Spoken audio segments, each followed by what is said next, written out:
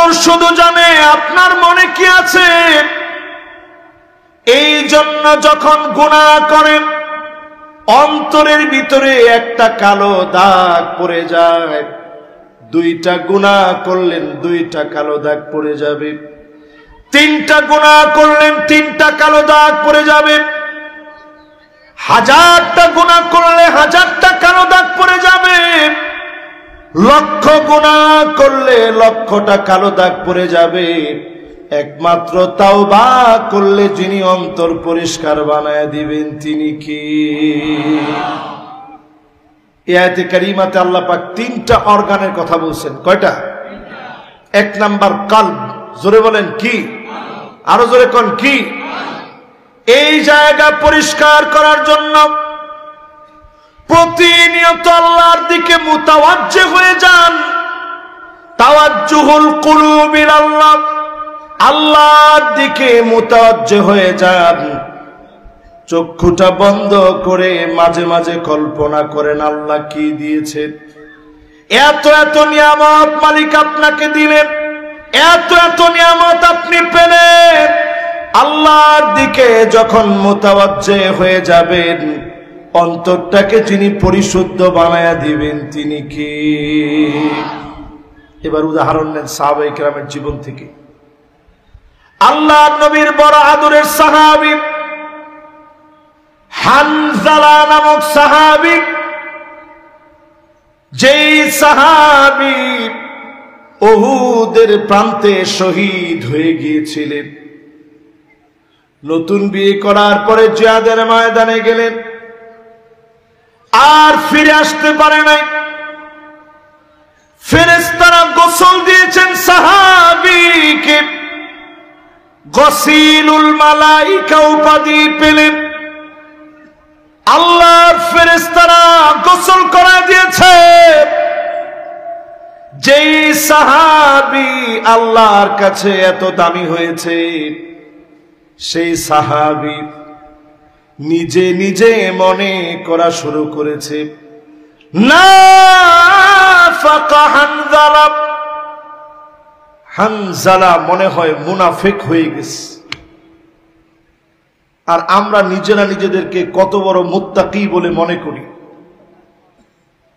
হানজালার মতো সাহাবী যাকে ফেরেশতারা গোসল দিয়েছে উনি নিজে নিজেরে বলতেছে, হানজালা তুই তো মুনাফিক হয়ে গেছিস। এই কথা বলতে বলতে তিনি অনেককে বলে ফেললেন হানজালা মুনাফিক হয়ে গেছে। কাঁদতে কাঁদতে বেহুশের মতো হয়ে গেলেন। আবু বকর রাদিয়াল্লাহু তাআলা আনহু পাশে আসলেন, ডেকে বলতেছে, হানজালা এমন কেন বলতেছেন? কেন আপনি নিজেকে নিজে মুনাফিক বলে মনে করেন?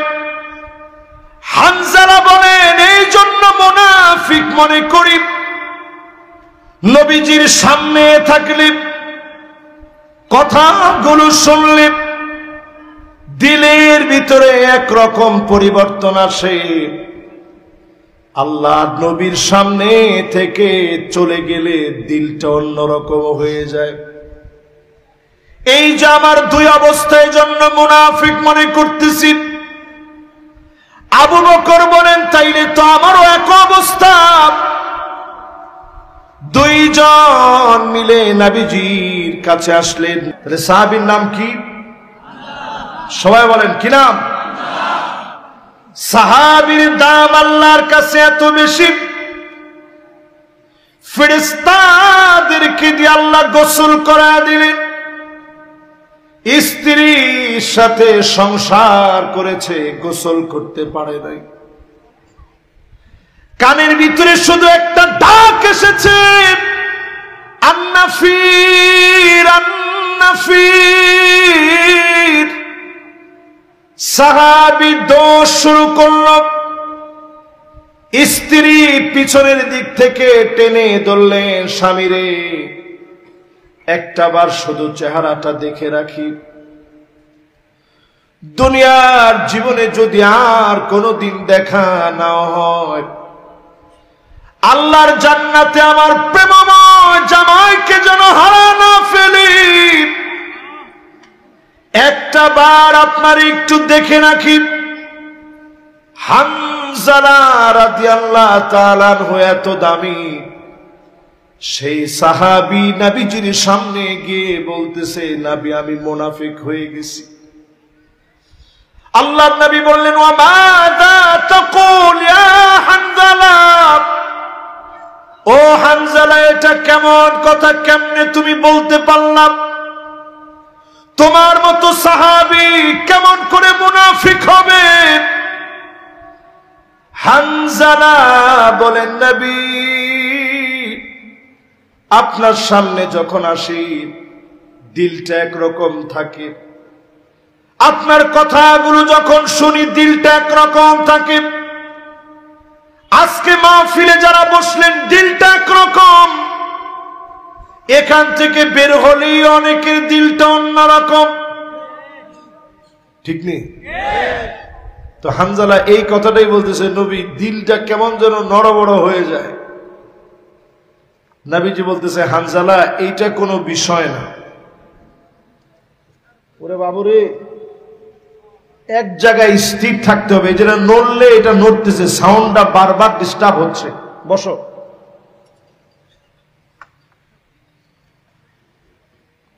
এই যে ডিস্টার্ব হইলে কথার তালটা হারায় যায়, লই কেমনে কিনব। বাস স্টেজে যারা উঠছেন একটা নিয়ম রেখে, হ্যাঁ আমি আবার ধমক টমক দিতাম হারি না,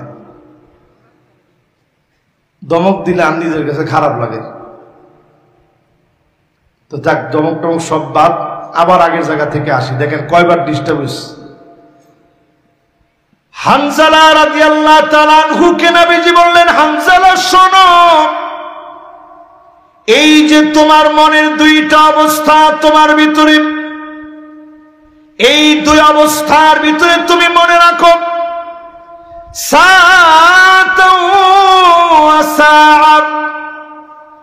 সময় যখন তুমি দিলা, দুনিয়ার জন্য কিছু সময় দিবা, আখিরাতের জন্য খানিকটা সময় দিবা। সারাদিন তো আখিরাতের জন্য সময় দেওয়া যায় না, সারাদিন মাহফিল শোনা যায় না, সারাদিন কাজকর্ম বাদ দিয়ে সারাদিন আপনাকে বলে নাই মাহফিল শুনতে। দিনের জন্য যদি সামান্য সময় দেন, এই সময়টাকে কবুল করে অন্তরটাকে যিনি পরিশুদ্ধ বানায় দিবেন তিনি কি? এজন্য প্রথমে আল্লাহ পাক অন্তর ঠিক করার কথা বললেন। অন্তর ঠিক করার জন্য বেশি বেশি প্রতিদিন প্রতিদিন প্রতিদিন লা ইলাহা ইল্লাল্লাহ প্রত্যেকটা দিন আপনি পড়বেন, যত বেশি পারেন পড়বেন, গুনতে পারেন না অসুবিধা নাই, অগণন আপনি পড়েন লা ইলাহা ইল্লাল্লাহ। বলেন কি পড়বেন? আবার আবার নবীজি বলেন, জাদ্দিদু ঈমানাকুম, ঈমানটারে তোমরা নতুন করো, নবায়ন করো, রিপেয়ার করো। সাহাবায়ে কেরাম প্রশ্ন করলেন, নবী ঈমানরে আবার নতুন করব কেমনে? নবীজি বললেন, ঈমানরে নতুন করবা কাসসিরু যিকরা লা ইলাহা ইল্লাল্লাহ, বেশি বেশি করে লা ইলাহা ইল্লাল্লাহ পড়লেই ঈমানটা নতুন হয়ে যাবে। জোরে কোন আল্লাহু আকবার। আরব দেশে দেখবেন তাদের মধ্যে অনেক কিছু এমন এমন জিনিস আসে, এমন এমন জিনিসগুলো আছে যেগুলো নেওয়া যায়। আরবের ভিতরে আপনারা গেলে দেখবেন ওরা ক্লান্ত হয়ে গেছে, কষ্টে পড়ে গেছে, দেখবেন যে সুন্দর করে বলে ফেলছে লা ইলাহা ইল্লাল্লাহ। একটু ক্লান্ত লাগতেছে, লা ইলাহা ইল্লাল্লাহ। এর দ্বারা ঈমানটাকে যিনি নতুন নবায়ন একেবারে রিপেয়ার করে দিবেন তিনি কে? এবার আপনারা আমার সাথে সাথে বলেন, প্রথম অর্গান অন্তর যদি ঠিক হয়ে যায়, পুরাটা দেহ যিনি ঠিক বানায় দিবেন তিনি কে? অন্তরের ভিতরে ৬টা কারণে রোগ হয়ে যায়। আওয়াজ করে বলেন কয়টা? আরো জোরে, জোরে হলো না? মাশাআল্লাহ, এই ৬টা আজকে একেবারে নতুন ভাবে 14 গ্রামের ভাইদেরকে আজকে নতুন ভাবে 6টা বিষয় একটু মুখস্থ করায় দিয়ে যেতে চাই। 1 নম্বরে ইউযনাবুনা বিরাজাইত তাওবা, অন্তরটা তখন দুষ্ট অন্তর হয়ে যায়, কুলসিত হয়ে যায়, জাহান্নামের পথে ধাবিত হয়ে যায়। যখন আপনি গুনাহ করার পরেও মনে করেন তাওবার কয়দিন পরে করব, এরকম লোক আছে না নাই? আমাদের দেশের যিনি প্রধানমন্ত্রী ছিলেন, ওনার দিকে যদি আপনি শুধু এতটুকুন শব্দ লাগান, ইয়াযনাবুনা বিরাজাইত তাওবা, তাওবা করবেন, গুনাহ থেকে মাফ চাবেন, এটা তখন আপনার দ্বারা সম্ভব হবে আপনি যখন নিজের গুনাহগার বলে মনে করবেন। ঠিক কিনা বলে? এখনো আপনি তাকায় দেখেন যারা কথায় কথায় বলে আমরা কি অপরাধ করছি জানি না, বলেনি? একটু তাকায় দেখেন, শাপলা চত্বরের রক্তের কথা এখনো মুসলমান ভুলে যায় নাই। আল্লামা সাঈদী রহমাতুল্লাহ আলাইহির 13টা বছরের কারাবরণের ইতিহাস মুসলমান ভুলে যায় না।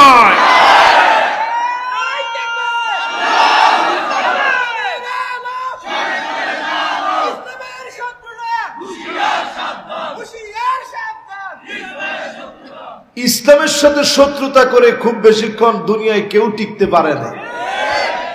ফেরাউন পারে নাই, নমরুদ পারে নাই, কারুন পারে নাই, হামান পারে নাই, এমনকি বাংলাদেশে যিনি ছিলেন তিনিও পারে নাই। তাহলে এবার সবাই মিলে একটু আমাকে বলেন তো দেখি, আজকে এখানে যারা বসা আছে, এখনো যদি আপনি মনে করেন আপনার নেত্রী অপরাধ করে নাই, আপনি অন্তর মরা, আপনি জাহান্নামের দিকে হাঁটতেছেন, আল্লাহর কাছে তওবা পাওয়ার কোনো সুযোগ আপনার নাই। ঠিক কিনা বলে? নিজের যদি আপনি মনে করেন সত্যি আমি গুনাহ করছি, আমি অন্যায় করেছি, পাপ করে ফেলেছি, যদি আল্লাহর দিকে আসেন, অন্তরের এই রোগ থেকে আপনি মাফ পাবেন। যিনি আপনারে মাফ করে দিবেন তিনি কে? আল্লাহ। 2 নম্বরে প্রিয় ভাইরা আমার, ওয়ায়াতাআল্লামুনাল ইলমা ওয়ালা ইয়ামালুনা বিহি, জ্ঞান শিখে কিন্তু জ্ঞান অনুযায়ী আমল করে না। এই মানুষগুলোর অন্তর মরে যাবে।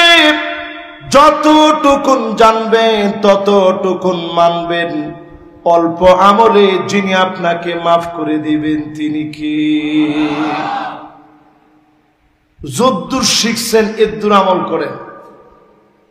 বাংলাদেশে দেখা যায় অনেক সময় আমরা একটু জ্ঞান শিখলেই নিজেরই এত বড় বলে মনে করি, এত বড় বলে মনে করি। আরেকজন বক্তারে গাঁজাখোর বলতো আমার বিবেকে সামান্য একটু বাধে না। এরপরে কিছু বললেই দেখবেন বলে সর্বপ্রথম এ বিষয়ে আমি কথা বলেছি, এ বিষয়ে সর্বপ্রথম আমি বলেছি, আমার আগে কেউ বলে নাই। এই জাতীয় কথা যারা বলবে পরিষ্কার ভাবে বুঝে নেবেন এটা এলেমের সাথে খেয়ানত। ঠিক কিনা বলে? এটা এলেমের সাথে অহংকার, এটা আপনার অন্তর জ্বালায় পুরায় দিবে। এই পথ ভালো নয়, এ পথ শয়তানের পথ, এ পথ কুরুষিত পথ, এ পথ মানুষকে জাহান্নামের দিকে নিয়ে যায়। ঠিক কিনা বলে? এজন্য সজাগ থাকা লাগবে মুসলমান। এটাকে আরবিতে বলে আনানিয়া, বাংলায় বলে আমিত্ব। সবকিছুর মধ্যে শুধু আমি আমি আমি, এটা বাদ দেন, দিয়ে বলেন আমরা আমরা আমরা এবং তোমরা। মানুষকে প্রাধান্য দিয়ে কথা বলতে শিখেন, আপনি দেখবেন এই ধরনের অহংকার আমাদের অন্তর থেকে দূরীভূত হয়ে যাবে ইনশাআল্লাহ। পড়েন। এবার আসেন প্রিয় ভাইরা আমার 3 নম্বরে, ওয়াইদা আমিলু লা ইখলিসুন, যখন কোন আমল করে ইখলাস থাকে না, শুধু লোক দেখানোর জন্য কাজ করে, এমন কাজের দ্বারা অন্তরগুলাকে যিনি কুলসিত বানায় দেন তিনি কি? এই জন্য যা করবেন, ছোট একটা গাছ লাগাইছেন, বৃক্ষরোপণ কর্মসূচির নামে বিশাল ব্যানার করে টাকা খাবেন, এই চিন্তাবাদ দিয়ে ছোট্ট একটা বৃক্ষরোপণ করেছেন, আল্লাহর জন্য করেন। 50, 60, 70, 80, 100, 200 বছর পর্যন্ত এই গাছ থেকে একটা পাখি একটা ফল খেয়েছে। পথিক যাওয়ার সময় একটু ছায়ায় বসে একটা ফল খেয়ে মানুষের ক্ষুধা নিবারণ হয়েছে। সবটুকুনের সওয়াব আপনার আমলনামায় যিনি দান করে দিবেন তিনি কে? কথা কি বুঝতেছেন?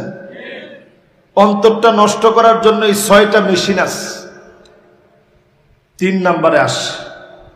এবার 4 নাম্বারটা শুনেন। ক নাম্বার? ওয়ায়াকুলুনা রিজকাল্লাহি ওয়ালা ইয়াশকুরুন। অন্তর তখন নষ্ট হয়ে যাবে আল্লাহর রিজিকে আল্লাহ শুকরগুজারি যদি আদায় না করেন, অন্তরটা কলুষিত হয়ে যাবে। আল্লাহর রিজিকে শুকরগুজারি আদায় করেন, খাবারের পরে আলহামদুলিল্লাহ বলেন, চোখে মুখে শুকরিয়া কৃতজ্ঞতার প্রভাব যেন প্রকাশ পেয়ে যায়। আপনি যখন কৃতজ্ঞতা আদায় করবেন, যিনি খুশি হয়ে যাবেন তিনি কি? আজকে একটা দোয়ার কথা বলি, কার কার মুখস্থ আছে জানি না, না থাকলে আমার ইউটিউবার ভাইরা আছে, এখানে অনেকে আসছে, বিশেষ করে বাংলাদেশের সবচেয়ে জনপ্রিয় ইউটিউবার, যাদের বর্তমান সদস্য সংখ্যা সাবস্ক্রাইবার হচ্ছে 10 মিলিয়ন। রোজ টিভি, এই রোজ টিভির পরিবারের সদস্য এখন 10 মিলিয়ন। বিশাল এক পরিবারের সদস্যদেরকে নিয়ে তারা দিন প্রচার করে, তারাও আজকে আসছে। আপনারা এই যে মাহফিলগুলো শুনেন, এদের মাধ্যমে এরা এটার একটা সওয়াব পাবে, জাযায়ে খায়ের পাবে। এই যে অন্তর পরিশুদ্ধ হওয়ার কথা বলছি, এটাতে তারা শামিল হতে পারবে। দিনের কাজ যত বেশি করবে, যত ছড়ায় দিবে। জোরে করে আল্লাহু আকবার। ছোট্ট একটা দোয়া কার কার মুখস্থ আছে জানি না, দেখি আজকে কে বলতে পারে। নবীজি এই দোয়াটা খাবার খাওয়ার পরে এই দোয়াটা পড়তেন।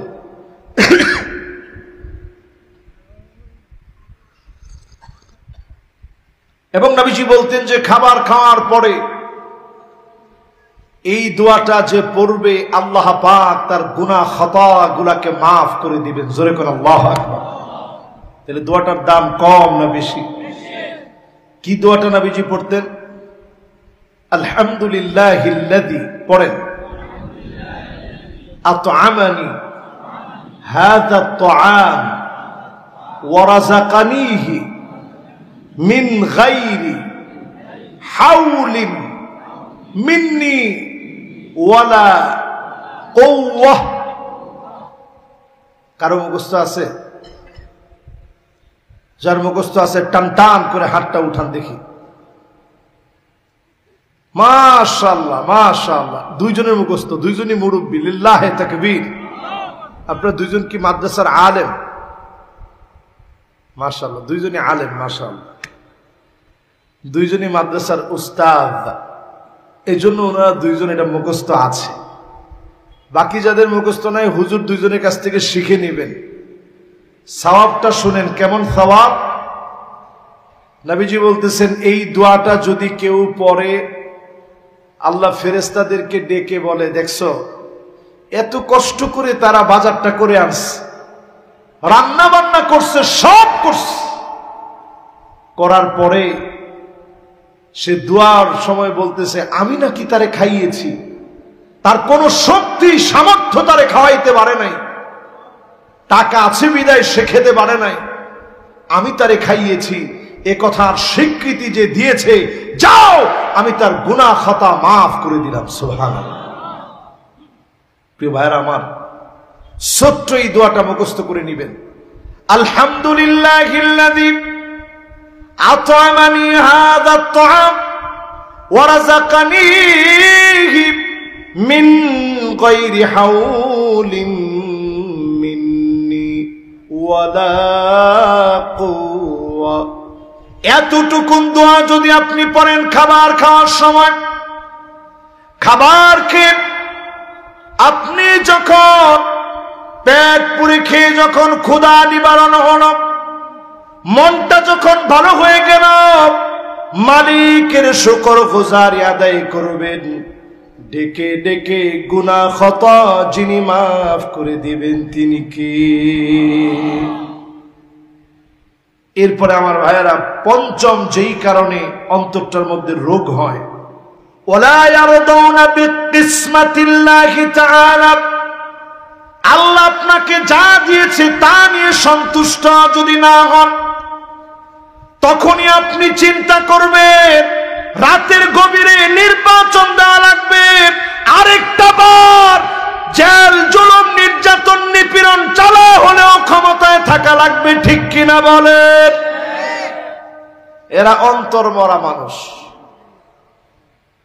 অন্তর মরা মানুষের কাজ হচ্ছে আল্লাহ যা দিছে তাতে খুশি না। ঠিক তেমনি আল্লাহ আপনাকে মেয়ে দিয়েছে, আপনি খুশি না, বউরে পিটান, কিন্তু তোর খালি মেয়ে হয় কে? 3টা মেয়ে, এত মেয়ে আমি কি করব? আপনি আল্লাহর দেওয়া নিয়ামতের উপরে খুশি হতে পারেন না, আপনি অন্তর মরা মানুষ।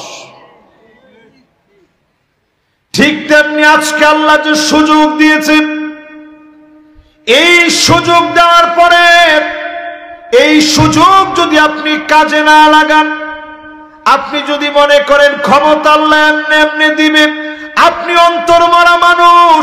যেই সুযোগ পেয়েছেন আগামীর কোরআনের সূর্যোদয়ের জন্য সময় কাজে লাগানো লাগবে, ঠিক কিনা বলেন? 5ম নাম্বার শেষ। এবার কয় নাম্বার? সবার মনোযোগ আছে তো? আলহামদুলিল্লাহ। আমি দেখতেছি একেবারে শেষ পর্যন্ত সবাই মনোযোগ নিয়ে শুনতেছে, এটাই ভালো লাগার বিষয়, আবেগের বিষয়। এবার 6 নাম্বারটা শোনেন, কি কারণে আমাদের অন্তরটা কালো হয়ে যায়। 6 নাম্বার কারণ হলো ইয়াদফিনুনা মাউতাহুম ওয়ালা ইয়াতাবিরুন। 6 নাম্বার যেই কারণে অন্তরটা কালা হয়ে যায়, অন্তরটা অন্ধ হয়ে যায়, অনুধাবন শক্তি চলে যায়, জাহান্নামের ভয় আপনার অন্তরে আসে না। 6 নাম্বার কারণ হলো মৃতদেরকে দাফন করার শিক্ষা নেও না। ঠিক নেই? এটা বেশি সুর দিয়ে বলছি তো আপনারা তাল পান না। মৃতদেরকে দাফন করেন ঠিক, কিন্তু সেখান থেকে শিক্ষা নেন না। এই যে কিছুদিন আগেও আমি নরসিংদীর ছেলে, আমার এলাকার মন্ত্রী ছিল নুরুল মাজিদ হুমায়ুন, মারা গেছে। দোয়াই করি আল্লাহ ওনারে মাফ করে দিই, আমিন কোন। মন্ত্রী ছিল, আমার একদিন ফোন দিছে, কয় যে ভাতিজা মাহফিলে আসতে হবে। তা আমি কইলাম, চাচা কয়দিন আগে যে আপনি যাত্রাপালা করছেন ওটার কি হবে? যাত্রাপালা করছি, আবার মাহফিলও করাম, অসুবিধা কি? আমি না চাচা, দুইটা তো এক লগে হয় না। তুমি তো আমি আমার এলাকার ছেলে, এরপর তুমি যদি আমার মাহফিলে না আসো তাহলে আমার এলাকায় তোমার মাহফিল করতে দিব না। যখন এই কথাটা বলছে আমি পাল্টা একটা সুন্দর উত্তর দিছি। আমি বলছি, শোনেন চাচা, ডাক্তার যদি ভালো হয় রোগী খালি এক এলাকার আসে না। আমরা এলাকার মাহফিল করতে না দিলে কি হইছে? অন্য এলাকা মাহফিল করবো, অসুবিধা নাই তো। তো এটা বলতেছি এই জন্যে, কত ক্ষমতা মানুষের দুনিয়ার জীবনে থাকে। তোফায়েলের দিকে তাকায় দেখেন, যারা চলে গেছে এদের দিকে তাকায় দেখেন। আমরা জেনে শুনে এই পথে এসেছি, আমরা জেল জুলুম নির্যাতন নিপীড়নকে আমরা ভয় করি না। আমাদের একটাই দাবি, বাংলাদেশে নতুন করে যে সূর্যোদয় হবে, ওই সূর্যোদয় হবে আল্লাহর কোরআন আর রাসূলের সুন্নাহর উপরে। এই যে আজকের মাহফিল থেকে যে স্লোগানগুলো উঠছে, আমি এলাকার মন্ত্রীকে শোনায় দিতে চাই, আপনি একটু তাকায় দেখেন। না দাইলেও তো শুনবে, অসুবিধা নাই। একটু তাকায় দেখেন, দিনের পর দিন মামলা দিয়েছেন, হামলা করেছেন, পিটিয়েছেন, কিন্তু নারে তাকবীরের স্লোগান আপনি কেড়ে নিতে পারেন নাই।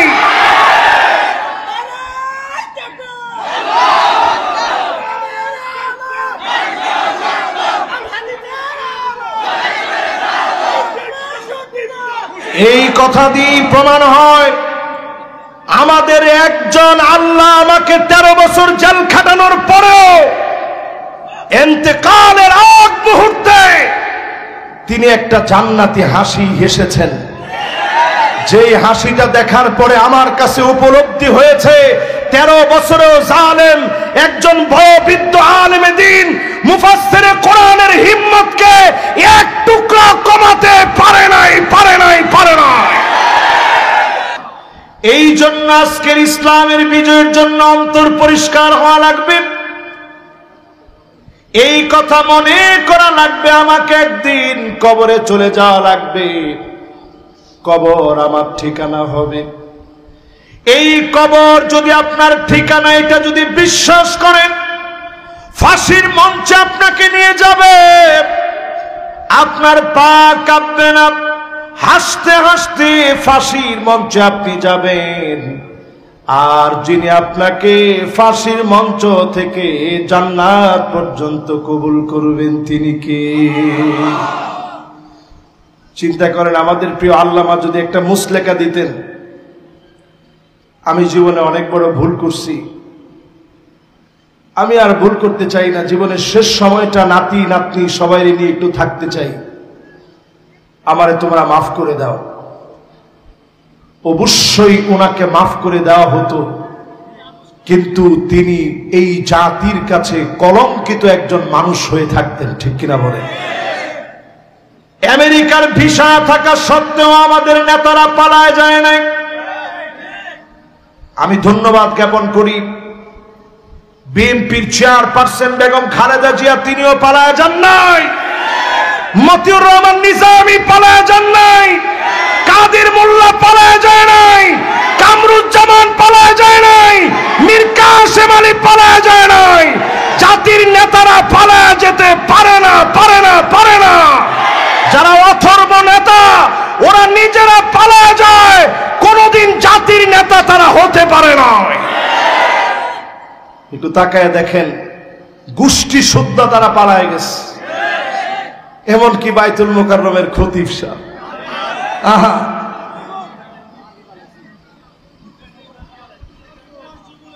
এই যে পালায় গেছে, আহারে আপনারা তো হাসতেছেন, আমিও হাসতেছি, কিন্তু এর চিতে লজ্জা আপনি চিন্তা করতে পারেন। একটা দেশের বাইতুল মুকাররম, একটা দেশের জাতীয় মসজিদ, ওই মসজিদের খতিব পর্যন্ত পালায় যেতে হয়। যখন মানুষ জুলুম করে, ওই জালেমের সাক্ষী যারা হয় তাদেরকেও যিনি ছেড়ে দেন না তিনি কে? প্রিয় ভাইরা আমার, এই মাহফিলের ভিতরে প্রথম অংশের ব্যাখ্যায় আমরা 6টা কথা বলি, দ্বিতীয় অংশের দিকে চলে যাচ্ছি। ওয়ালাকাদ যারানা লিজাহান্নামা কাসীরাম মিনাল জিন্নি ওয়াল ইনস, মানুষের ভিতর থেকে আর জিনদেরকে অবশ্যই জাহান্নামের জন্য, যাদেরকে জাহান্নামের দিকে চলার পথকে যারা নিশ্চিত করে নিয়েছে, ওই সমস্ত মানুষের অন্তর থাকবে ঠিকই, অন্তর দিয়ে তারা ভাববে না। ওয়ালাহুম আয়ুনুল লা ইউবসিরুনা বিহা, এই মানুষগুলো এমন হবে, চোখ থাকবে ঠিকই কিন্তু তারা দেখবে না। এমন লোক বাংলাদেশে আছে না নাই? তাকায় দেখেন, যে লোকটা 50 বছর এই মাটিতে খিদমত করছে, ওনাকে যখন স্কাইপি কেলেঙ্কারি থেকে শুরু করে বিচারপতি মানিক কাদের মতো লোকেরা, চোখ ছিল ঠিকই কিন্তু তারা রায় দিতে গিয়ে তাদের কলম কাঁপে নাই। এজন্য আল্লাহ পাক তাদেরকে টেনে হিচড়ে নামায় দিয়েছে, ঠিক কিনা বলেন? এই দুনিয়ার ভিতরে 5টা শাসন আসবে। আঙ্গুলটা উঠায় 14 গ্রামের লোকের আজকে খোলা মনে ওয়াজ শুনতে হবে। বলেন কয়টা শাসন আসবে? শেষের লোকেরা হাত তুলেন না, একটু টান টান করে হাতটা উঠান। মাশাআল্লাহ, সবাই এবার একটু নাড়া দেন। গরম লাগেননি? আরে লাগুক, লাগে। এবার হাতগুলো নামান। এই দুনিয়ার ভিতরে 5টা শাসন আসবে। চোখটা ঠিক করে রাখেন, চোখ ঠিক করা বড় জরুরি। 1 নাম্বার শাসন আসবে এই দুনিয়ার ভিতরে, তাকুনু ফীকুম আন-নবুওয়াত, নবুয়তের শাসন আসবে। আওয়াজ করে বলেন কিসের শাসন? আরো জোরে কিসের শাসন? নবীজি দুনিয়া থেকে চলে গেছেন, এর আগে পৃথিবীতে শাসন করে দেখায় গেছেন শাসন কাহাকে বলে। একজন নারী চুরি করে ফেলছে, বনি মাকজুমিয়া গোত্রের নারী। সবাই মিলে বলা বলি করতেছে যে এত সম্ভ্রান্ত ফ্যামিলির নারী হাত কেটে দিলে বিরাট বিশৃঙ্খলা লেগে যাবে। সাহাবায়ে কেরাম সবাই বসে পরামর্শ করলো কি করে এটাকে একটু মিনিমাইজ করা যায়। নবীজির কাছে গিয়ে কে বলবে যে নবী একটু যদি লাঘব করে জরিমানা আদায় করে ছেড়ে দিতেন। সবাই উসামাকে বেছে নিয়েছে, বয়সে অল্প, নবী খুব আদর করে, কারণ নবীজির পালক পুত্রের সন্তান, নবীজির নাতি, নবীজিকে দাদা দাদা বলে ডাকত। আল্লাহর নবীর কাছে উসামা আসলেন, ডাক দিয়ে বলে দাদাজি, বনি মাকজুমিয়ার যেই নারী ভুল করে চুরি করে ফেলেছে, হাত না কেটে শাস্তি লাঘব করে দেন, টাকা আদায় করে নেন, জরিমানা আদায় করেন। আল্লাহর নবীর চেহারা লাল হয়ে গেল। নবীজি সাহাবীদেরকে ডেকে ভাষণ দিয়ে বললেন, লাউ ফাতেমা বিনতে মুহাম্মদ, আমার মেয়ে ফাতেমা যদি চুরি করে ফেলতো, লাকাতাতু ইয়াদাহা, এক কোপে ফাতেমার হাত আমি কেটে দিতাম। বলেন আল্লাহু আকবার। এর নাম শাসন, এর নাম কি? হযরত ওমর রাদিয়াল্লাহু তাআলা আনহুর ঠিক যখন পেট দিয়ে খাবার খাওয়ালে বের হয়ে যাচ্ছে, কয়েকজনের কাঁধে তিনি ভর দিয়ে একটু দাঁড়াইলেন, দাঁড়ায় সবার কাছে মাফ চাইলেন আর বললেন, ফালিয়াতাসসু মিন্নী ক্বাবলাল কিসাস ইয়াউমাল কিয়ামাহ, আমি ওমর যদি কারো উপরে অন্যায় করে থাকি, আমি আর বেশিক্ষণ মনে হয় দুনিয়ায় নাই, এখনই আমার কাছ থেকে প্রতিশোধ নিয়ে নাও। যদি কোনো অন্যায় করে থাকি, অবিচার করে থাকি, আমি ওমরের কাছ থেকে প্রতিশোধ নাও। সবাই থমথমে হয়ে গেল। হযরত ওমরের বক্তব্যে চারদিক থমথমে হয়ে গেল। একটা বার কল্পনা করেন, ছুরি দিয়ে আঘাত করেছে, নারী বড়িগুলা কেটে গিয়েছে, তখনও দাঁড়ায়া জনগণের হকের কথা তিনি ভাবলে। এর নাম হচ্ছে বিচার। এই পৃথিবীতে 5টা শাসন আসবে। 1 নাম্বার শাসনের নাম নবুয়তের শাসন। নবীজি চলে গেলেন, কিয়ামত অবধি আর কোন প্রকার নবী কিংবা রাসূল এক মুহূর্তের জন্য শাসন করার জন্য এই পৃথিবীতে আর আসবে। 2 নাম্বার শাসন নবীজি বলে গেলেন, সুম্মা তাকুনু খিলাফাতান আলা মিনহাজি নবুওয়া, আলা মিনহাজিন নবুওয়া। 2 নাম্বার শাসন আসবে, কোরআন সুন্নাহ অনুযায়ী এই জমিনের ভিতরে খুলাফায়ে রাশিদিনরা শাসন করবে। ওই শাসনকে যিনি সম্মানিত বানায় দিয়েছেন তিনি কে? 32 বছর 6 মাস এই শাসন ছিল। কেমন লোকেরা শাসন করছে? এর মধ্যে প্রথম ছিল আবু বকর রাদিয়াল্লাহু তাআলা আনহু ওয়া আরদাহু। বলেন আল্লাহু আকবার। কেমন তিনি? আবু বকর তো এমন ছিলেন, একদিন আবু বকর রাদিয়াল্লাহু তাআলা আনহুর ছেলের সঙ্গে কথা হচ্ছে। আব্দুর রহমান বলতেছে, আব্বা, বদরের প্রান্তে আমি কিন্তু কয়েকবার ঘুরে ফিরে আপনারে পাইছি,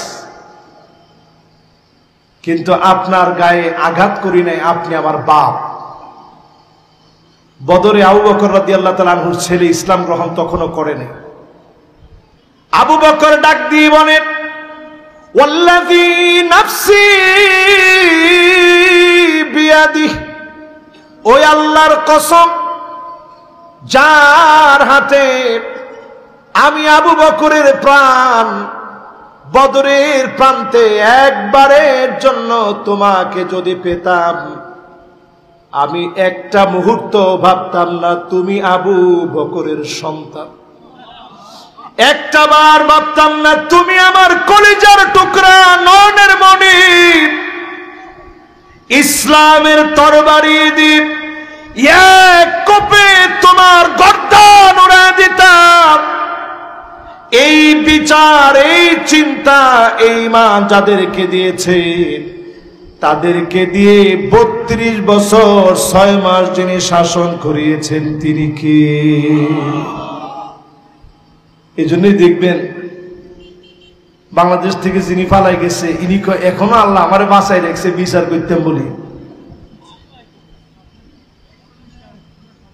চিন্তা করেন মুসলমান।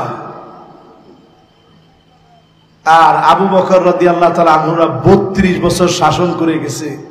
প্রত্যেকে ইন্তেকালের আগে সুযোগ পাইলে বলছে, আমারে মাফ করে দিও, আল্লাহ যেন শাসনের জন্য আমারে অন্তত কাঠ গড়ায় দাঁড় না করায়। জোরে করে আল্লাহু আকবার।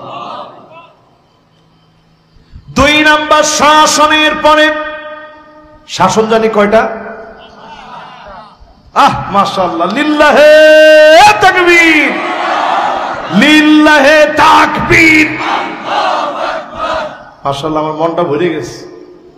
এই যে আপনারা একটু মনোযোগের সাথে শুনতেছেন, একটু গরমের ভিতরে কষ্ট করে, আল্লাহ যদি এই উসিলায় জাহান্নাম থেকে মাফ করে জান্নাতি বানায় দেয়, পড়েন আমিন।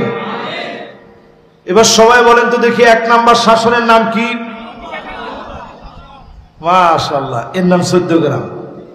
এর নাম কি? 2 নাম্বার শাসনের নাম কি?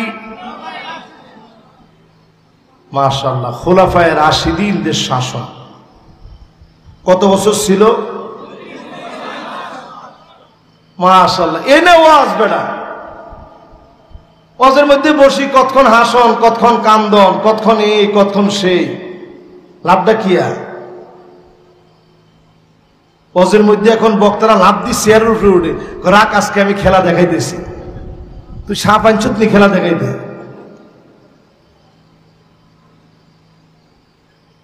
এই জন্য আল্লাহর রাস্তায় ওয়াজটারে যেটা মনে সেটা মনে করিয়েন না। দুনিয়ার সময় দিন দিন কমে যাচ্ছে। আমি এই ওয়াজটা যখন বাংলাদেশে এক সময় করতাম, অনেকে কইতো এই হুজুর কি আমার ডাকি লয়ে এসে। এমনকি টেলিভিশনে একবার আমাকে নিয়ে যখন একটা নিউজ করা হলো, পরে আমি আবার টেলিভিশনে প্রোগ্রাম করতে যাওয়ার পর আমি তাদেরকে বললাম যে আমারে নিয়ে তো এই কয়েক বছর আগের এই বিষয়টা নিয়ে আপনারা নিউজ করলেন, এখন তো এই নিউজগুলো রেগুলার আপনারা দিচ্ছেন, কারণটা কি? হুজুর কারণ আর কিছু না, জনগণ এগুলো খুব ভালো দেখে, এই জন্য আমরা টেলিভিশন ওরা দিই। আমি বলছি না, জনগণ ওইটাই দেখে যেটার সম্ভাবনা আছে, যেটার প্রয়োজন, ওইটাই জনগণ দেখে, ঠিক কিনা বলে? তার মানে বোঝা যায় এখনকার সময় সিচুয়েশনটা খুব ভয়াবহ একটা সিচুয়েশন। এই সিচুয়েশনে 5টা শাসন বোঝা খুব জরুরি। 1 নাম্বার শাসন জানি কি? 2 নাম্বার শাসন কত বছর? সুবহানাল্লাহ। এবার 3 নাম্বার শাসন শুনুন।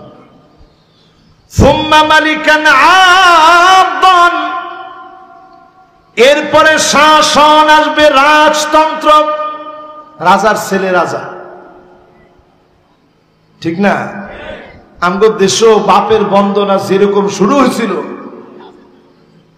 রাজতন্ত্রের চাইতে 1 ইঞ্চি কম ছিল না বাংলাদেশ। জিয়ানে যাবেন হিয়ানে বাপ, কি রে? ওআইসির এক সম্মেলনের কথা আমার মনে আছে। আরে আলেমরা যে কত রকম দালাল ছিল রে বাবু। ওআইসির এক সম্মেলনে আমি ইন্টারপ্রেটার হিসেবে বাংলা বক্তব্য আরবি করছি। তো আরবি করার পরে যখন বারবার বলতেছে জাতির পিতা, আমি আস্তে করে শব্দটা চেঞ্জ করে দিছি। আমি সুকৌশলে চেঞ্জ করে বলছি হুয়াল কায়েদ ওয়ার রায়েদ লিশাবিল বাঙ্গালী, বাঙালি জাতির নেতা। আমি একবারও কইনি পিতা, আমি কইছি নেতা। কিন্তু কেউ বুঝে নাই, একজনও বুঝে নাই। সবাই তো না মাশাআল্লাহ হুজুর অনুবাদটা তো সুন্দর করে করছে, কিন্তু এরাবিয়ানরা এরা তো বুঝছে। এরা আমারে তখন বলতেছে মাশাআল্লাহ আহসানত, ওয়ালাইসা আবুনা সাইয়্যিদনা ইব্রাহিম আলাইহিস সালাম।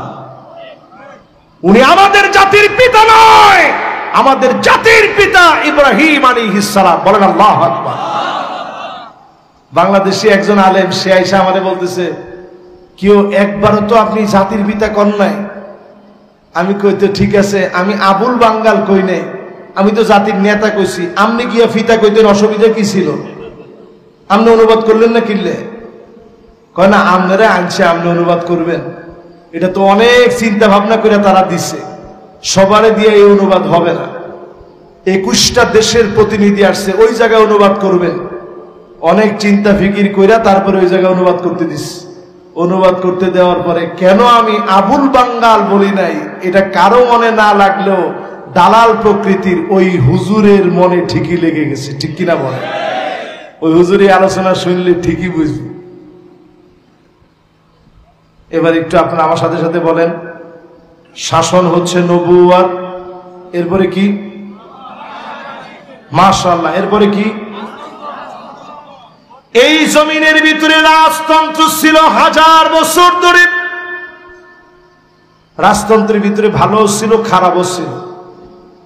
আমাদের ভিতরে এমন শাসন ছিল, আল্লাহ এটা বলতে গেলে চোখে পানি চলে আসে। তারিক বিন জিয়াদ 711 সালে তিনি তানজা নামক অঞ্চলে জন্মগ্রহণ করেছিলেন। তানজা হচ্ছে মরক্কো, আটলান্টিক মহাসাগরের নিকটবর্তী জায়গায় তিনি জন্মগ্রহণ করলেন। বারবারি সম্প্রদায়ের লোক ছিলেন। এক প্রাণবন্ত যুবক 7000 লোককে একত্রিত করছেন। কত হাজার? প্ল্যান প্রোগ্রাম হচ্ছে ইউরোপে কালেমার পতাকা উড়াতে হবে। বলেন আল্লাহু আকবার। জীবন বাজি রেখে 7000 সৈন্যবাহিনী নিয়ে তারিক বিন জিয়াদ সেই আটলান্টিক মহাসাগরের উত্তাল ঢেউগুলা পাড়ি দিয়ে যখন যাচ্ছিলেন, সামনে তাকায় দেখে খ্রিস্টান সব সৈন্যগুলা দাঁড়ায় আছে।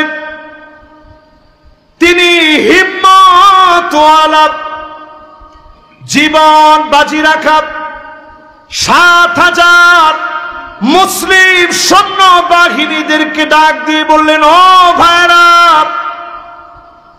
তাকায় দেখো সমুদ্রের কি বড় বড় ঢেউ, সামনের দিকে সৈন্যবাহিনী,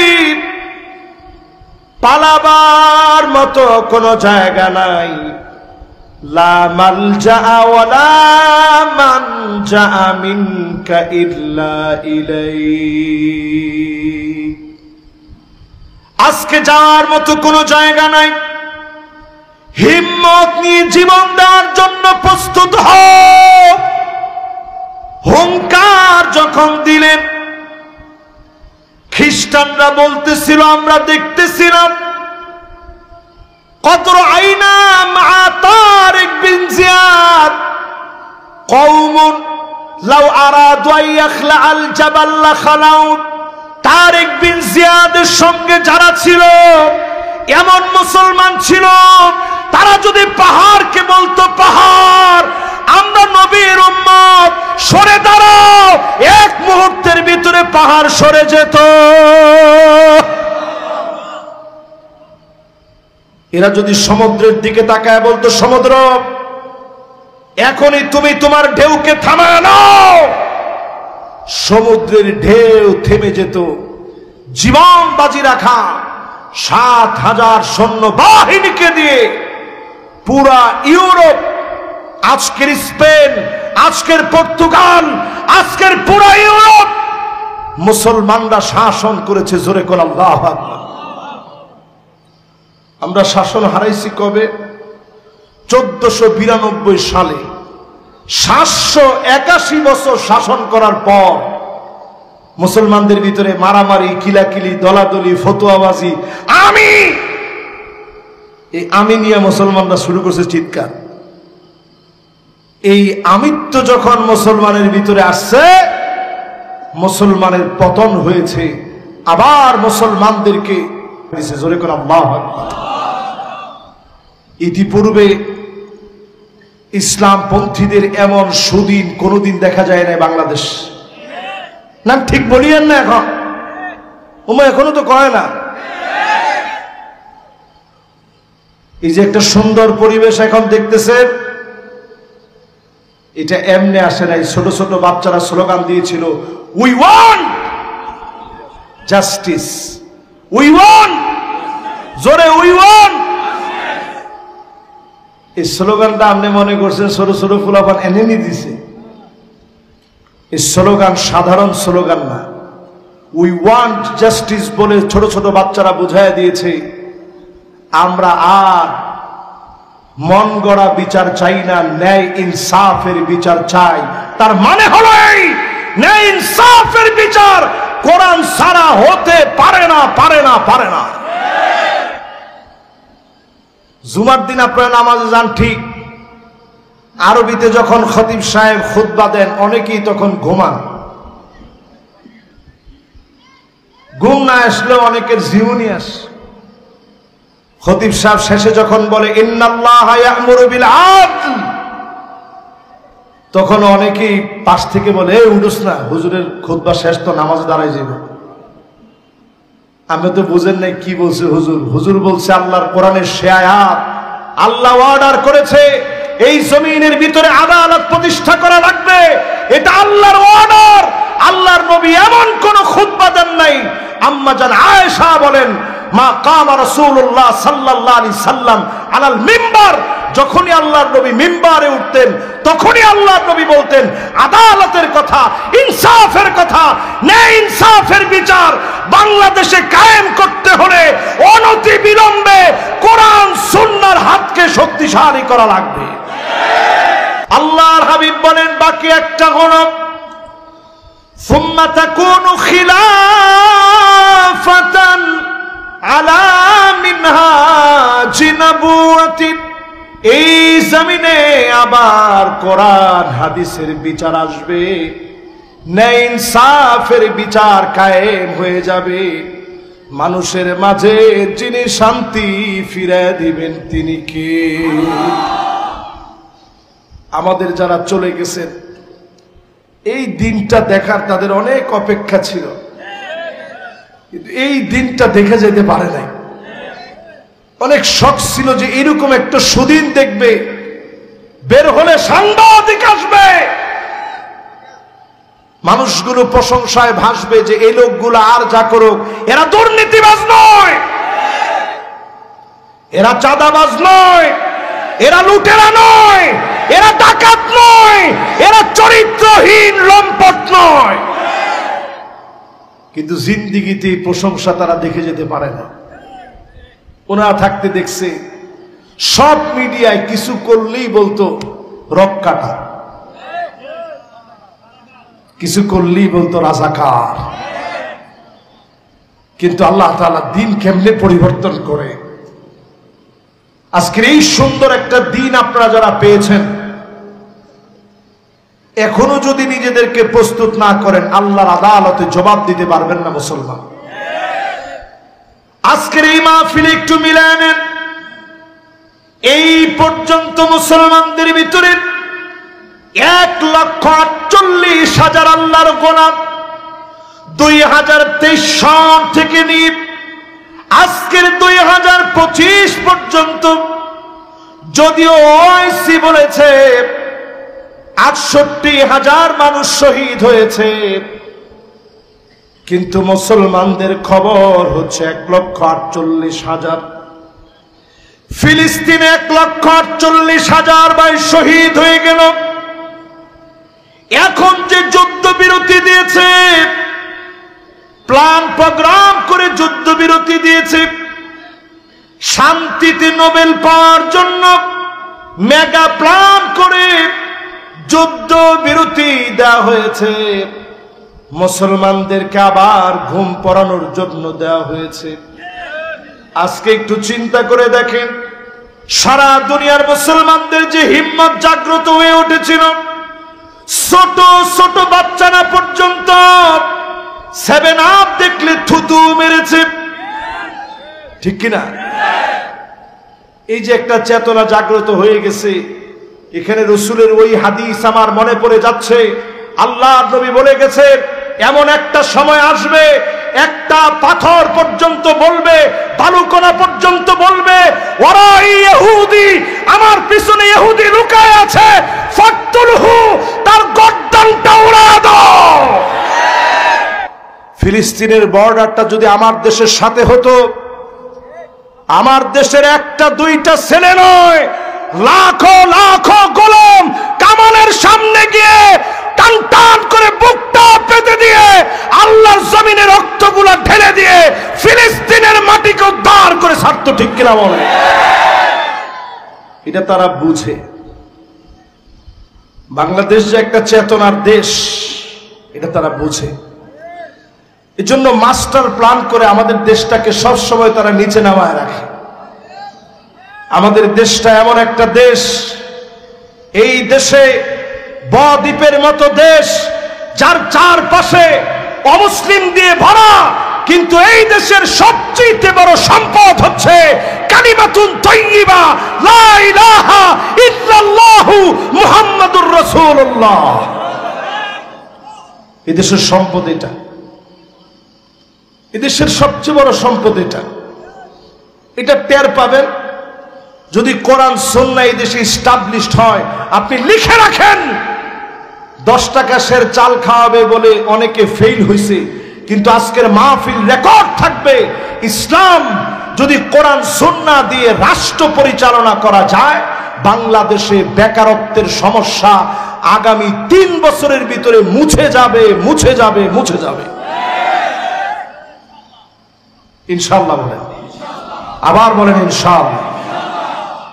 এই হচ্ছে আমার ভাইয়েরা। দেখেন হুজুর ইনশাআল্লাহ বলতে, আমার কথার ভিতরে বলছিলাম যে আল্লাহই করে দিবে, কিন্তু ইনশাআল্লাহ বলাটা কত জরুরি। ইনশাআল্লাহ বলে দিস, তাহলে সবাই মিলে আবারও বলি ইনশাআল্লাহ।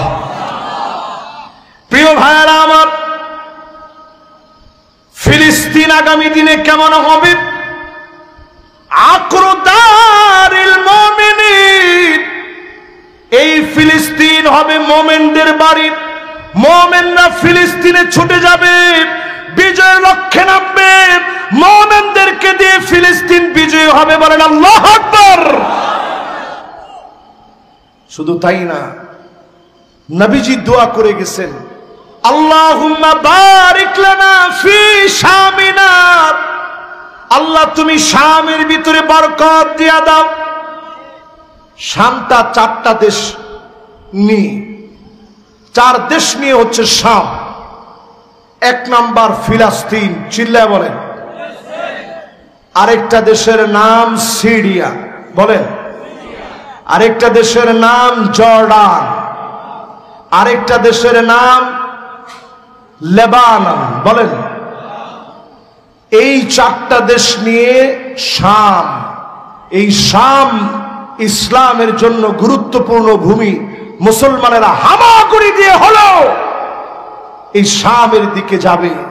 যত বেশি তারা বলুক গাজাকে তারা খালি করে ফেলবে, ফিলিস্তিনকে তারা নিশ্চিহ্ন করে ফেলবে, তাদের সমস্ত শক্তি মিলিত হবে, কিন্তু ফিলিস্তিনকে তারা শেষ করতে পারবে না, পারবে না, পারবে না। ওদের হিম্মত কিরকম জানেন? আমার মাঝে মাঝে মনে হয় যে আল্লাহ, আমরা শুধু মনে হয় ওয়াজি করি দুনিয়াতে, তাদের ইমানি হিম্মত, আল্লাহু আকবার! এই কেমন হিম্মত! ছোট একটা বাচ্চাকে বলা হচ্ছে যে এই পিচ্ছি, তোমার উপর দিয়ে বোমারও বিমান ঘুরতেছে, তোমার কি ভয় লাগে না? ছেলেটা আঙ্গুল উঁচা করে বলতেছে, ও সাংবাদিক শোনো, আমার উপর দিয়ে বোমারও বিমান ঘুরতে পারে, তারও বহু বহু উপরে আমার আল্লাহর কুদরতি ক্ষমতা সারা দুনিয়ার উপরে বিস্তার করে। আমি ভয় পাবো কারে? বোমারও বিমানকে আমি ভয় করি না। দেখছেন তাদের ছোট ছোট বাচ্চা ঢিল মারে, তাদের কি শক্তিশালী অস্ত্র শস্ত্রে সুসজ্জিত ট্যাঙ্ক, ওই ট্যাঙ্কের ভিতরে দেখবেন ছোট ছোট বাচ্চারা ইটা মারতেছে, ঢিল মারতেছে। এটা হচ্ছে ইমানি হিম্মত। মুসলমান যদি শুধু ইমানি হিম্মত অর্জন করে, সংখ্যায় যাই হোক, বাতিলের মোকাবেলায় যিনি বিজয় দান করেন তিনি কে? প্রিয় ভাইরা আমার, ফিলিস্তিনের সামনের দিন পরিবর্তন হবে। তারা আজকের যে যুদ্ধবিরতির কথা বলছে, এটা বেশি দিন তারা কন্টিনিউ করবে না। তারা এখন শুধু বলে ধোঁকা দিচ্ছে। আজকেও তারা বোম ফেলিয়েছে, আপনারা দেখবেন মাঝে মাঝেই তারা থেমে থেমে আবার আঘাত করবে। এমনকি তারা যাদেরকে যুদ্ধবন্দী ছিল ফিরিয়ে দিছে, তারা কোথায় যাচ্ছে ডিভাইস দিয়ে সব এগুলো আইডেন্টিফাই করবে, মুসলমানদের বড় ক্ষতি করার চেষ্টা করবে, কিন্তু মুসলমানদেরকে তারা নিঃশেষ করতে পারবে না। আল্লাহর নবী বলেছে, একটা ধুলিবালি পর্যন্ত বলে দিবে আমার পিছনে ইহুদি আছে, এই মুহূর্তে তার কল্লা উড়ায় দাও। বলেন আল্লাহু আকবার। শুধু একমাত্র একটা গাছ বলবে না, ওই গাছের নাম গারকাত। বলেন কি নাম? আবার বলেন কি নাম? এই গারকাত নামক গাছ সবচেয়ে বেশি, ইসরায়েলের সবচেয়ে বেশি গরকত গাছ লাগানো হয়েছে। কারণ তারা জানে রাসূলুল্লাহ যা বলছেন এটা কখনো মিথ্যা হবে না। দিন আসবে এমন কচু কাটা করা হবে, একটা ইহুদির অস্তিত্ব এই জমিনে থাকবে না। জোরে করে আল্লাহু আকবার। এই যে এখন স্বর্ণের দাম বেড়ে যাচ্ছে, আপনাদের কষ্ট হচ্ছে মনে হয়। আমার হাতে আর বেশিক্ষণ না, অল্প কয়েকটা মিনিট আপনাদের কাছ থেকে নিচ্ছি, আমি শেষ দিকে আসি। এই যে হঠাৎ করে স্বর্ণের দাম বাড়তে বাড়তে বাড়তে বাড়তে, আমি কয়েকদিন আগে স্বর্ণ কিনে আনছি, দুবাই গেছিলাম, অল্প স্বল্প স্বর্ণ কিনছি। ভরি পড়ছিল সেই সময়ে 1,86,000 টাকা। গত বছর কিনছি, শুধু ভরি পড়েছে 92,000 টাকা শুধু। এর আগের বছর কিনছি, ভরি ছিল 76,000 টাকা। অল্প কিছুদিনের ডিফারেন্সে এখন স্বর্ণের দাম গিয়ে দাঁড়িয়েছে 2 লক্ষ টাকার উপরে ভরি। 2,05,000। আপনারা অনেকেই মনে মনে চিন্তা করছেন, হুজুর কি স্বর্ণের মধ্যে কি আগুন লাগিয়ে গেছেন? না, স্বর্ণের দাম এমন বেড়ে গেল কেন? আমরা যেমন এক সময় ক্রিপ্টোকারেন্সি বুঝতাম না, পকেটে পকেটে প্রত্যেকের টাকা থাকতো, বাজারঘাট সব করতে যেতাম টাকা নিয়ে। যদিও এখন বাংলাদেশে আমরা টাকা নিয়ে যাই, কিন্তু বাংলাদেশে দেখবেন অনেক ভালো ভালো সুপার মার্কেট আছে, ভালো ভালো শপিং সেন্টার আছে, যে জায়গায় অনেকেই কার্ড নিয়ে যায়, কার্ডে টাকাটা বিলটা পে করে দেয়। দেখছেন আপনারা? এটাকে বলে ক্রিপ্টোকারেন্সি। সব কারেন্সি গুলা কার্ডের ভিতরে ঢুকে গেছে। এখন স্বর্ণের যে বারগুলো ছিল, এই বারগুলো সব ইহুদিরা স্টক করতেছে, আর তার বিনিময়ে শুধু ইন্টারনেটে, ওয়েবসাইটে, ডিজাইনে টিটিবার, দেখতে হুবহু স্বর্ণের বারের মতো, এরকম টিটিবার মুদ্রা আকারে, যেভাবে টাকা বাদ দিয়ে আপনার মুদ্রা, আপনার টাকা, আপনার ডলার যেভাবে কার্ডের ভিতরে ভরে দিয়েছে, এখন স্বর্ণটাও ডিসপ্লের ভিতরে দিয়ে দিয়েছে। এখন ডিসপ্লেতে মানুষ টিটিবার কিনে। আগে যেভাবে ব্যাংকের ভিতরে নিয়ে গচ্ছিত রাখতো, এখন গচ্ছিত সেখানে না রেখে ইহুদিদের বাণিজ্যিক লেনদেনে গচ্ছিত রাখে টিটিবার। এই টিটিবার কিনে রাখার কারণে ইহুদিরা সব স্বর্ণ কিনে, মূল স্বর্ণ কিনে ধনী হয়ে যাচ্ছে। মুসলমানদের স্বর্ণ তারা কিনে নিচ্ছে, আর টিটিবারের নামে মুসলমানকে ডিসপ্লের ভিতরে স্বর্ণ খাওয়াই দিচ্ছে। আরে কথা কয় না। এই জন্য স্বর্ণের দাম যে কি আকারে বাড়বে এটা আপনি চিন্তা করতে পারবেন না। এই টিটিবারে সেল বাই হয়। আজকে আপনি কিনছেন, একটু পরে দাম আপনি একটু বাড়ায় দিবেন, এরপরে আপনি আরেকটু বাড়ায় দিবেন, কিনা মূল্যের চাইতে কয়েক পয়সা বাড়ায় দিবেন। এইভাবে বাড়তে বাড়তে বাড়তে বাড়তে অনেক বেড়ে যাবে। স্বর্ণের দাম অনেক বেড়ে যাওয়া, অনেক বেড়ে যাওয়া, অনেক বেড়ে যাওয়া, আকাশচুম্বী ছাড়ায় যাওয়া, এটা বর্তমানে ইহুদিদের মেগা প্ল্যান। মুসলমান এখনো সজাগ হয় নাই। আগামী দিনে সবগুলাকে মাটির নিচে রেখে তারা চাবে আগামীর পৃথিবী নিয়ন্ত্রণ করবে, অর্থনৈতিকভাবে মেধা দিয়ে সারা দুনিয়া তারা নিয়ন্ত্রণ করার চ্যালেঞ্জ হাতে নিয়েছে।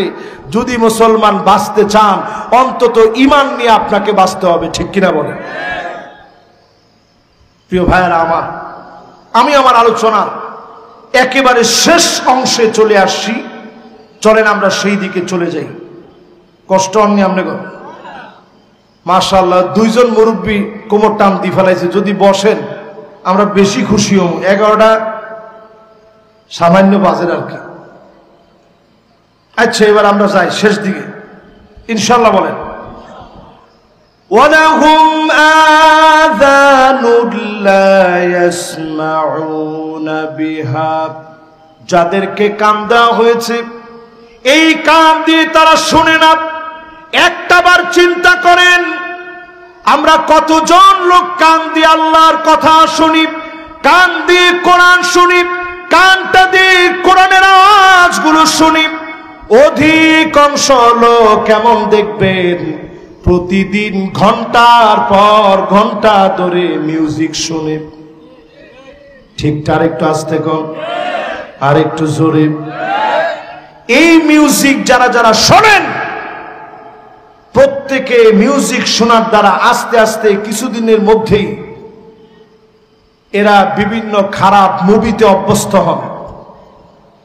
যত খারাপ মুভি, খারাপ সাইড আছে, পর্নোগ্রাফিতে আসক্ত, এই পর্নোগ্রাফির যত সাইট আছে, এগুলো সব মিউজিক দেখার পর মানুষের হরমোনগুলোর ভিতরে একটা চেঞ্জ আসে।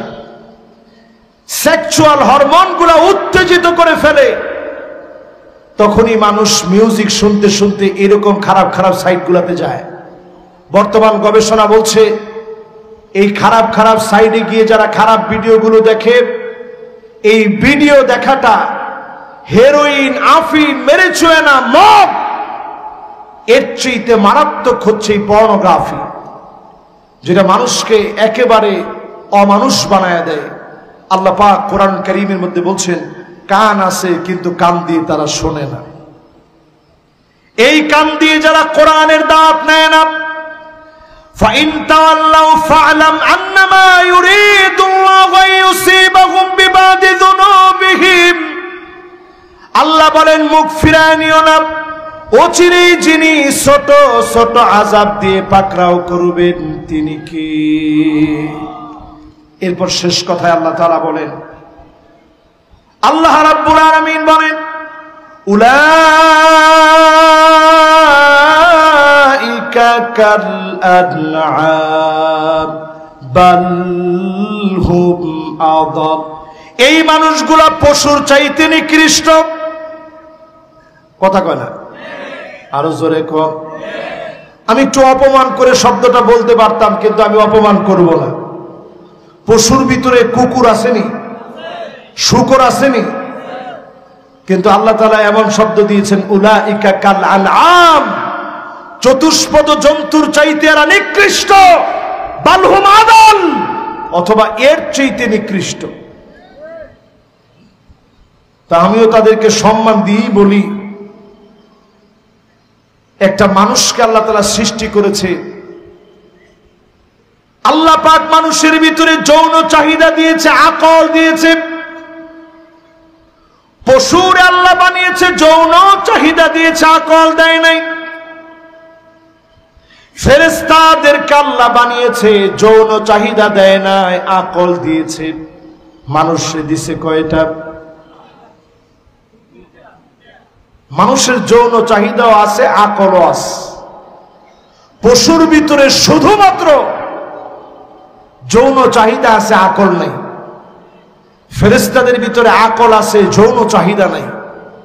এই জন্য মানুষ যদি সেরা হয়, এমন সেরা আল্লাহ তারে বানায় দেয় জান্নাতুল ফিরদাউস। এই জন্য চাইতে বলা হয়েছে, ইদা সাআলতুমুল জান্নাত ফাসালুহুল ফিরদাউস। যখন আপনি আল্লাহর কাছে যাবেন, জান্নাতুল ফিরদাউস কামনা করবেন, জান্নাতুল ফিরদাউস চাবেন। কারণ বনি আদমদেরকে যিনি জান্নাতুল ফিরদাউসের মালিক বানায় দিবেন তিনি কি? প্রিয় ভাইরা আমার, এই আয়াতে কারিমা শেষাংশ থেকে কয়েকটি শিক্ষা বলে শেষ করতে চাই। শিক্ষা হচ্ছে এই, উলাইকা হুমুল গাফিলুন। আল্লাহ বলছেন এরাই হচ্ছে সবচেয়ে শৈথল্য পরায়ণ। আমরা একজনও উঠবো না, ফিলিস্তিনের জন্য আমরা দোয়া করে যাব। যখনই আমরা মনে করি দোয়ার সময় চিন্তা করি 5 মিনিট আগে চলে যাই। শেষ কথায় উলাইকা কাল আনআম বাল হুম আদাল ওয়া উলাইকা হুমুল গাফিলুন। শৈথল্য পরায়ণ করা যাবে না, অলসতা করা যাবে না, দিনের ক্ষেত্রে সময় দানে কার্পণ্য করা যাবে না। এই দিন কায়েমের প্রয়োজনে এখনকার সময়ে মানিক বাররাত কাদামাহু ফি সাবিলিল্লাহ, আপনার পায়ের ভিতরে যদি দিন কায়েমের জন্য দুলি বাড়ি লাগাতে পারেন, হাদিস বলছে হারামাহুল্লাহু আলাইহিন নার, জাহান্নামের আগুন যিনি হারাম বানায় দিবেন তিনি কে? আল্লাহ পাকের কাছে আজকের এই মোবারক মাহফিল থেকে কামনা করি প্রত্যেকটা কথার নূর আল্লাহ পাক আমাকে আপনাদের সবাইকে দান করুক, পড়েন আমিন। যতজন আজকের মাহফিল শুনলেন, আল্লাহ রাব্বুল আলামিন ভুল ত্রুটি থেকে আমাদেরকে হেফাজত করুক, সঠিক কথার উপরে আমাকে আপনাদের সবাইকে আমল করার তৌফিক দান করুক।